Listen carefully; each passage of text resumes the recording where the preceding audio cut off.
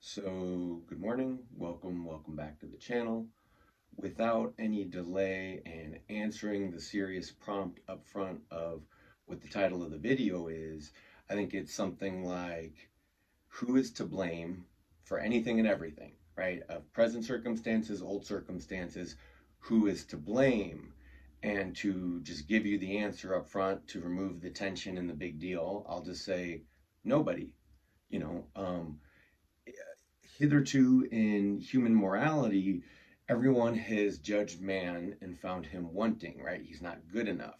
Doesn't matter if he's slave or free, he's never been good enough, right? So the course of history of morality has been to save man, to fix man, to improve man, right? To bring him to a standardization of thought and action and custom and belief. And to do that, though, especially, I'm not talking about man's innocent pagan days, let's say. I mean the days where we wised up a little bit more and began looking at the larger collective and the relation of individual and group to the degree that within Christianity, the story changed. And by that, I mean, rather than just being a people, like an exit, right? Because when you're not a pre-existing people, because remember, the Greeks were their own people, even the Romans were their own people. They just came to assimilate others as Western civilization has done, yes? So by the time Christianity is born and kind of existing after years of conquest and troubles and just, the changing of man and his morality through history, by the time that's all happening, to save man, you first had to condemn him to the pits of hell, right? And then, if we fast forward it, if you just base off that single idea, in a civilizational sense, in a Roman sense, it's closer to you exist, so you owe. And that's the state, right? That was the perfection of the state. Just pay your taxes. To which two things are certain, both state and religion pertain. Usually in most cultures, whether it's Islam or the United States, under the guise of its separation, that these things actually tend towards the same. So there's no mystery that Christianity went hand in hand with the more modern system that was just invented in the last 100 years or so, called capitalism, basically, or the modern instantiation. People talk about a lot of these systems and things as if there exists multiple models that have been tried and everyone knows everything and there's nothing else. And right, because what already exists, there's the success, right? There's the proof, right? So we're going to get into this, the human psychology of the truth of it is actually nobody is to blame. Everyone has existed, therefore everyone has owed, right? Everyone has already been condemned to the pits of hell.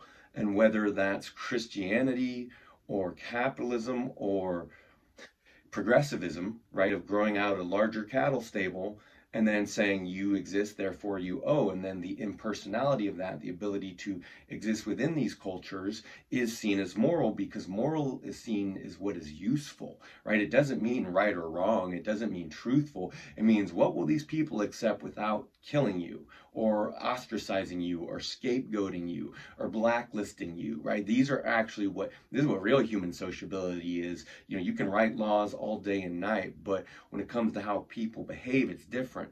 And yet within our system, we've had 100 years of modern behavioralist society, social engineering, fungineering, central organization, increasingly diffuse, separate, it's basically the head of the body, the snake without a head, because without a head, it can't die, right? So if you create a big system, diffuse the responsibility, you create and basically get rid of everything conservative and old, you now have a perpetually blameless and flawless and existing system, and nothing can exist outside of it. So within that, our modern morality just says, hey, can you get along in this? Are you useful to this system or not? It's no different in politics. It's no different in religion. And I know people don't like to hear this. And a lot of people would hate what I'm about to read, because my question becomes, okay, if mankind is a judge, but he's not fit to judge, then where is the judge who would find man not guilty of all these charges? The charges of, hey, you're bad, hey, you owe, hey, this, that, the other. Why? Just because you exist. Oh, especially because you exist. And especially if anything personal comes out of you, right? Like your personal thoughts, your personal feelings, Nobody's got time for that. So, the impersonal is the nature of morality, collective, and within modern terms, basically for a long time standing, but basically the moment the individual begins to exist, some group dares to claim him. Or if they're too crazy or outside the norm, right, the very narrow, limited idea of what's normal, then of course, then everyone can agree that at least, hey, at least we can agree that this person's not making any sense, or we agree that this is irrational, but within a constant, a system of constantly changing morality, you see that it's perpetually increasing the stakes and the divisions amongst what is socially acceptable. Because if you have 100 different groups and they have 100 different sets of rules, and then they proceed to argue about what these rules are, then essentially you have no morality. So again, in this schizoid mess that finds man guilty just for existing, for both his native and not native thoughts and feelings, right? Because you can even try to struggle within a system, but, and the praise and blame largely exists for everyone else, right? The winner's going to win. Everyone, regardless, is going to get praised or blamed, because it's all done along degrees of and lines of usefulness, which goes back to our morality, which in this case, again, where's the judge that's going to find us innocent? And he's right here, actually. So this aphorism is titled Irresponsibility and Innocence. The complete irresponsibility of man for his actions and his nature is the bitterest drop which he who understands must swallow if he is accustomed to see the patent of nobility of his humanity in responsibility and duty. All his valuations, distinctions, disinclinations are thereby deprived of value and become false. Because the group says, what are you on about? Come help us move this rock, right? His deepest feeling, or fight these people, and we'll get to that. His deepest feeling for the sufferer and the hero was based on an error. He may no longer either praise or blame, for it is absurd to praise and blame nature and necessity. In the same way as he loves a fine work of art, but does not praise it, because it can do nothing for itself, in the same way as he regards plants, so must he regard his own actions and those of mankind. He can admire strength, beauty, abundance in themselves, but must find no merit therein. The chemical progress and the strife of the elements, the torments of the sick person who thirsts after recovery, are all equally as little merits as those struggles of the soul and states of distress in which we are torn and hither and thither by different impulses until finally decide for which the strongest, as we say, but in reality it is the strongest motive which decides for us. All these motives, however, whatever fine names we may give them, right, morality, goodness, justice, equity, have all grown out of the same root in which we believe the evil poisons to be situated. Between good and evil actions there is no difference of species, but at most degree. Good actions are sublimated evil ones. Evil actions are vulgarized and stupefied good ones. The single longing of the individual for self-gratification, together with the fear of losing it, satisfies itself in all circumstances. Many may act as he can, that is, as he must, be it in deeds of vanity, revenge, pleasure, usefulness, malice, cunning, be it in deeds of sacrifice, of pity, of knowledge. The degree of the power of judgment determine whither anyone lets himself be drawn through this longing. To every society, to every individual, a scale of possessions is continually present, according to which he determines his actions and judges those of others. But this standard changes constantly. Many actions are called evil and are only stupid because the degree of intelligence which decided for them was very low. In a certain sense, even, all actions are still stupid, for the highest degree of human intelligence which can now be attained will assuredly yet be surpassed. We have invented happiness, right? Except for those who actually believe that. In the last 50 to 100 years, they invented it. It's new. No, none of it's new, only the language is different. And even then you can trace it. And then in the retrospect, all our actions and judgments will appear as limited and hasty as the actions and judgments of primitive wild peoples now appear limited and hasty to us, right? Why'd they do that? And then we go, oh, because they didn't know better, because that's just what they did, because maybe they had fun doing that. Maybe they took great pride in doing that. For a number of reasons, they were just doing what they were doing. The bird is just singing. Does it have to be anything else? To which our morality says yes. A simple songbird becomes a beautiful creature and a sign of life of which a whole poem or many poems or a whole history of poems can be dedicated, recognizing that we have a rhythm just like the birds. Anyway, if into the weeds here, or into the trees maybe. To recognize all this may be deeply painful, but consolation comes after. Such pains are the pangs of birth. The butterfly wants to break through its chrysalis. It rends and tears it. It is then blinded and confused by the unaccustomed light. The kingdom of liberty, and such people as are capable of such sadness, and how few are, the first experiments made is to see whether mankind can change itself from a moral into a wise mankind. Right? All those improvers of humanity. The sun of a new gospel throws its rays upon the highest point in the soul of each single individual. Then the mists gather thicker than ever, and the brightest light and the dreariest shadow lie side by side. Everything is necessity, so says the new knowledge, and this knowledge itself is necessity. Everything is innocence, and knowledge is the road insight into this innocence. Are pleasure, egoism, vanity necessary for the production of the moral phenomenon and their highest result, the sense for truth and justice and knowledge? Were error and the confusion of the imagination the only means through which mankind could raise itself gradually to the degree of self-enlightenment and self-liberation? Who would dare to undervalue these means? Who would dare to be sad if he perceived the goal to which those roads led? Everything in the domain of morality has evolved, is changeable, unstable. Everything is dissolved. It is true, but everything is also streaming towards one goal. Even if the inherited habit of erroneous valuation, love and hatred continue to reign in us, yet under the influence of growing knowledge, it will become weaker.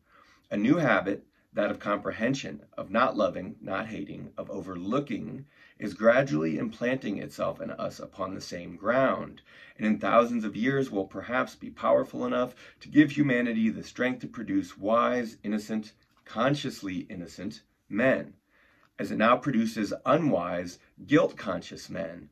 That is the necessary preliminary step, not its opposite. So that last distinction is important because mankind has long been filled with agitators disguising themselves as liberators, as tyrants and slave masters. Again, to save you from the pit, they first have to put you there. You exist, you owe. Come play these games. There's supposed to be a reward. There was a reward.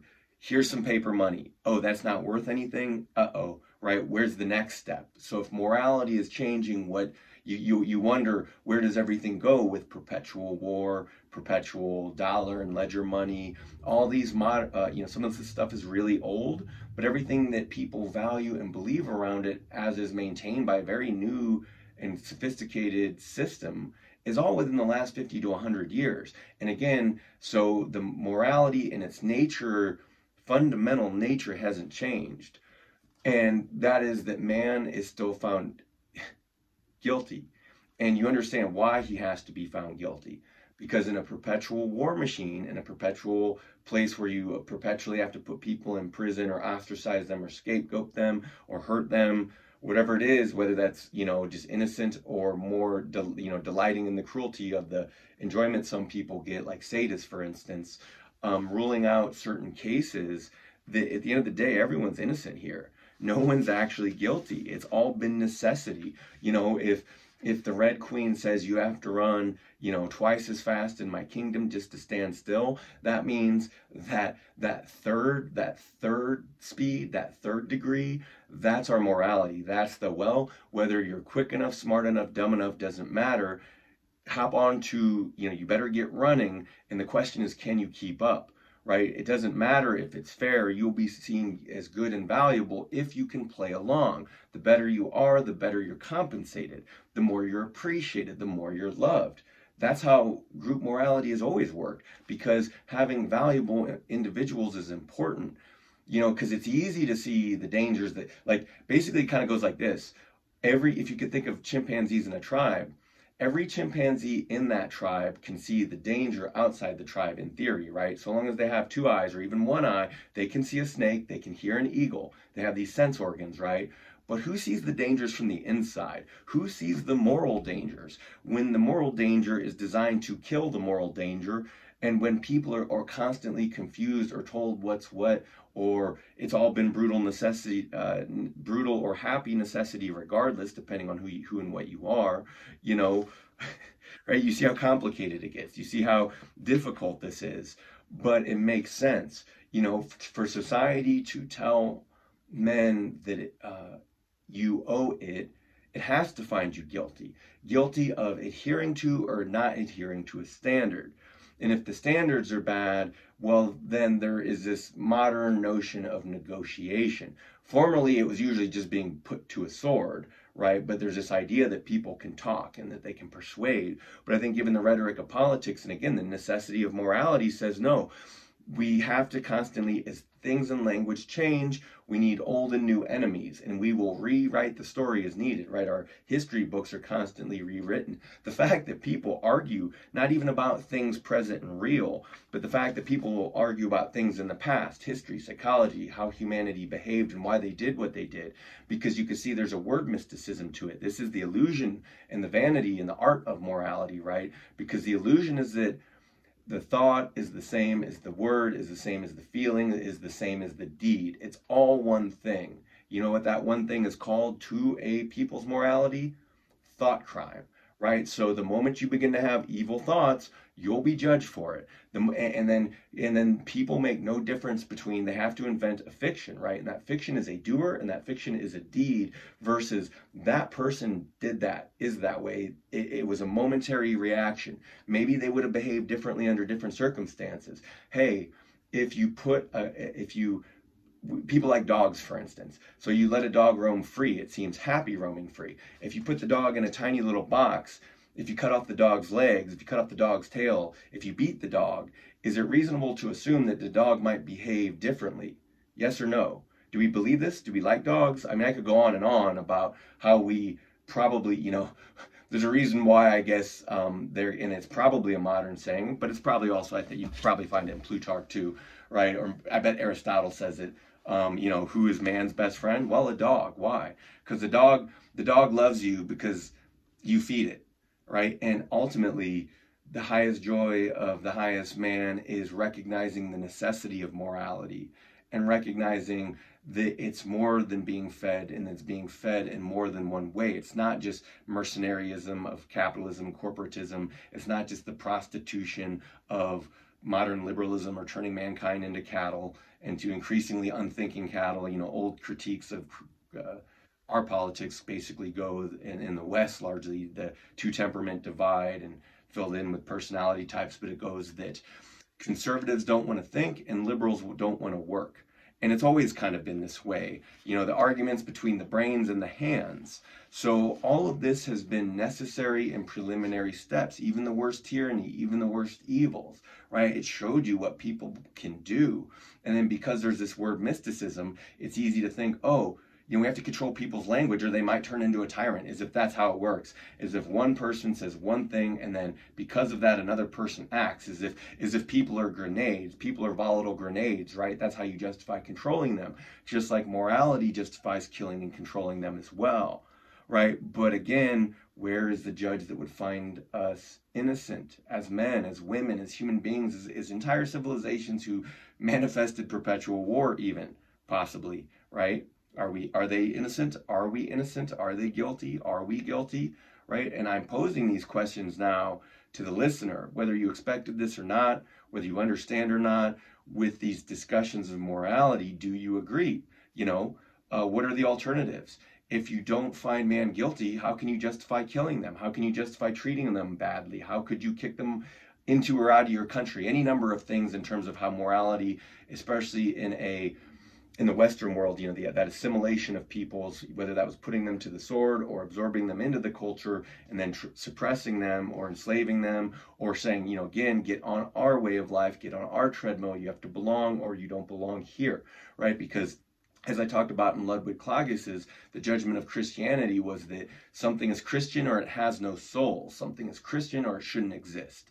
So now that we've moved to capitalist morality, which is now progressive morality, right? It's increasingly in this direction. The party lines have been made clear, and I think a lot of people still don't understand that, again, morality changes. So when you see the language changing around you and you think that someone's pulling a fast one, it's like, no, they're doing what's necessary. They're doing what they've always done. They're taking part. They're doing as the group dictates. They're being good people. Right? This is what I said about within Winston, the 1984 ongoing 1984 metaphor. It's not, everyone gets caught up. Like, see, Orwell's problem, like all writers' problem, is that he's a man pointing to the moon, but the dog just stares at his hand. The dog doesn't get the moon, right? So the dog just stares at the hand, and then it's not that there is going to be a totalitarian control, even though that's what a lot of people do want. They seem to really want to put the world in a straitjacket in one way or another, according to their morality, right?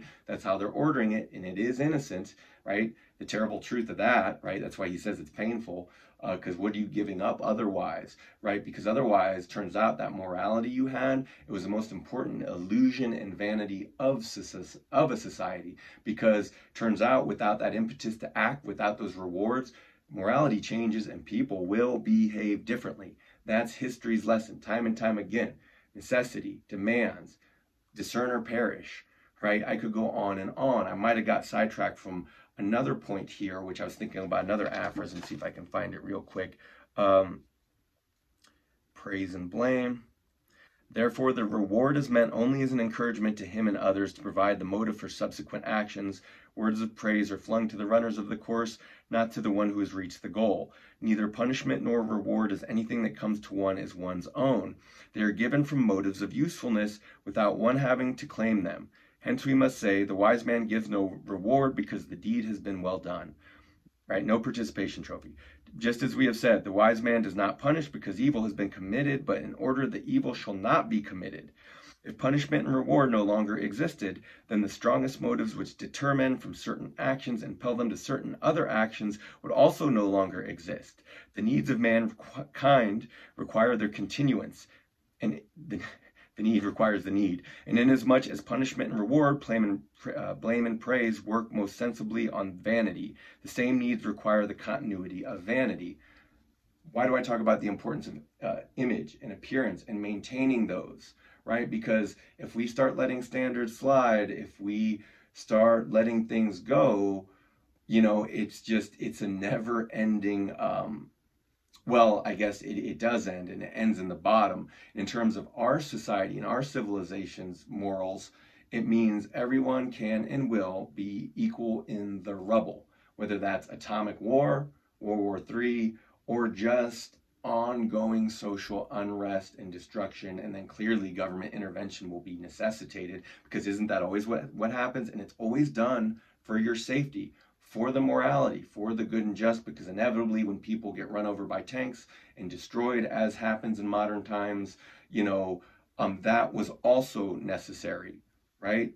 And then people go, no, this is horrible, but this is morality. This is how it is, right? You can't condemn man. You can't say man owes without carrying out that sentence, which everyone does and always has done. Where is the judge? Where are the judges who would find us innocent? Anybody? Anyone? Thanks for checking out the channel. Thanks for returning. I'll catch you later.